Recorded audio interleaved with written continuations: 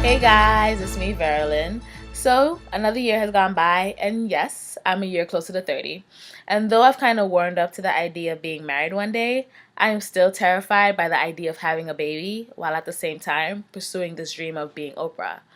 Just juggling these thoughts is exhausting. So I thought I'd talk it out with three women who are working through these work, life, baby realities too. When I first started, my baby was about 6 months old, and so I was taking him to work with me, and he pretty much lived in our office for the first few months. And I feel like if it was another organization or company, they would be like, "What? That wouldn't be an option," which is unfortunate. Um, and so I think I have a lot of flexibility because we are a startup, and so I can come in later, I can leave early, I can really just make my own schedule for the most part. But because we're a startup, there's only three of us, and I'm the only communications person. And so it makes it so that a lot of, all the communication falls on me, and so I have to really make sure I'm getting my job done so that things don't fall apart just because I have a kid. My baby is Nomadoness right now. That's my baby, that's my husband, that's like everything right now. So that takes everything from me. And there's nothing that I'll be honest with you, there's nothing that I really allow in my life right now that's going to be approached with that much vigor, just because this is a very instrumental, phase that I'm in right now, and the time is just pertinent and time is of the essence. My goal is to definitely, I want to be married, not right now, but I want to be married one day. I definitely want kids, which is another misconception.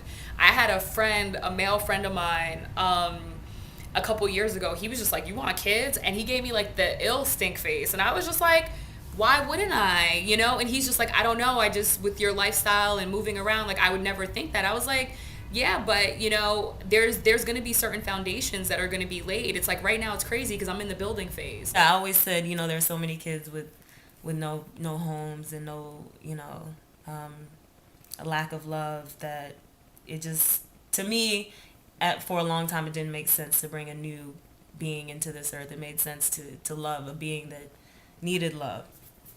But, as I get older, I'm starting to think that I probably want to experience that.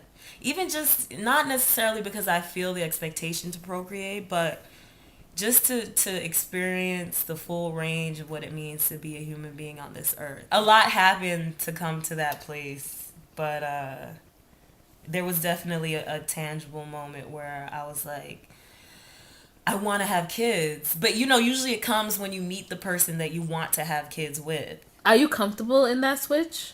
No, not at all. I mean, you touched on it, just for purely cosmetic reasons. I'm just like, wait, I have to like grow a human being in my stomach and push it out of my vagina and like rip my vagina open. We're talking to these dynamic entrepreneurial women. It is clear that no matter what stage we are, we're all just trying to do what we gotta do and stay sane.